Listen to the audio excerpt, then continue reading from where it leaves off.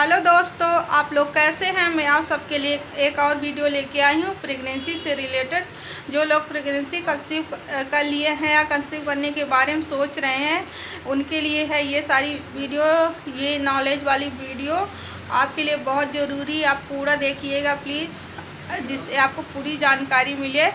और बहुत सारे लोग क्वेश्चन होते हैं जिनके अक्सर मतलब कंसीव कर लेते हैं, फिर 2-3 महीने में उनका जो गर्भपात हो जाता है बार बार, तो वो उन लोगों को समझ में नहीं आता कि ऐसे में क्या करें। बार बार कंसीव कर रहे हैं, 1-2 मिसकैरेज हो गए हैं, अब कैसे वो करें जिससे आपका बेबी कंटिन्यू रहे, आपकी प्रेगनेंसी हेल्दी रहे। तो मैं बताने वाली हूँ कि और ऐसी कौन सी लेडीज़ें होती हैं उनको ज़्यादा से ज़्यादा ये चीज़ें होती हैं। अक्सर जो गर्भपात है, तो जिनके 1-2 मिसकैरेज हो गए हैं, मतलब गर्भपात हो गया है, उन लोगों को ज़्यादा होता है। या कि जो डायबिटीज पेशेंट या थायराइड पेशेंट लेडीज होती है, उनको भी चांस रहता है, हो जाता है। या कि जिनकी एज ज़्यादा हो गई, उनको भी होता है कि गर्भपात होने की चांस ज़्यादा रहते हैं उन लोगों के। या कि आप जब कंसीव कर स्टार्टिंग में 3 मंथ ज़्यादा दिक्कत होती है। ऐसे में हमें ट्रबल मतलब कि यात्राएं नहीं करना चाहिए, कहीं ज़्यादा नहीं जाना चाहिए। आपको डॉक्टर बताएंगी, इसीलिए आपको अगर दिक्कत है तो आप डॉक्टर के पास पहले मंथ से आप कंसीव कर लिए तो आप उनके संपर्क में पूरी तरह रहिए। आप लेट ना करिए, जिससे आपकी प्रेगनेंसी हेल्दी रहे, कंटिन्यू रहे।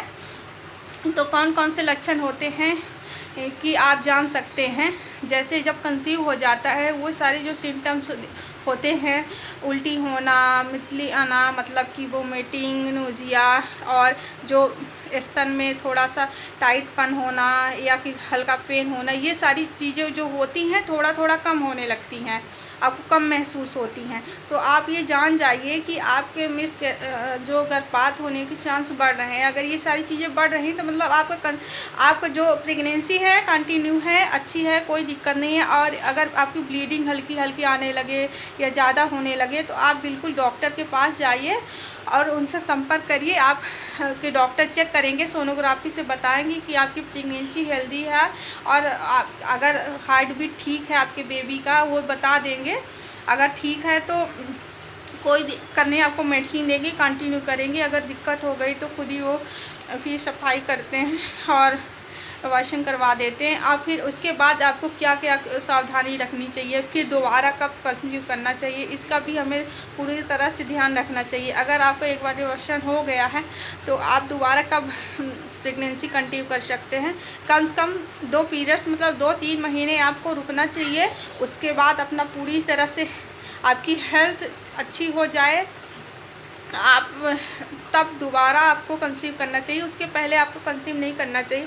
उसके लिए आपकी हेल्थ अच्छी हो जाए, तो उसके लिए आप अच्छे से डाइट करिए, थोड़ा बहुत टहलिए, एक्सरसाइज करिए। मतलब कि एक्सरसाइज बहुत नहीं करना चाहिए, हल्का फुल्का करना चाहिए, खुश रहिए, हेल्दी चीज़ें खाइए, संतुलित आहार खाइए, हरी सब्जियां खाइए, दूध और अंडे, ये सारी चीज़ें खानी चाहिए। ड्राई फ्रूट्स भी खाना चाहिए, जिससे आपकी क्या है, जब एबॉर्शन होता है तो वो डिलीवरी का ही जैसे होता है। आपको पूरी वैसे ही ध्यान रखना चाहिए।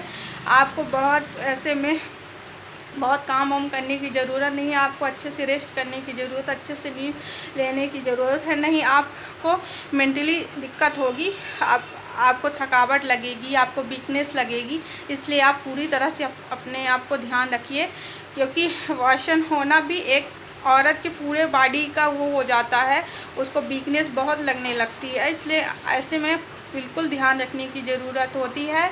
आप अच्छे से स्वस्थ हो जाएंगे, तब दोबारा आप कंसीव जल्दी से कर पाएंगे। तो ऐसे में आप पूरी तरह अपना ध्यान रखिए, और कोई भी दिक्कत हो तो फिर डॉक्टर को ज़रूर दिखाना चाहिए। बस यही सारी जानकारी मैं आप लोगों को देना चाहती थी। Bye bye.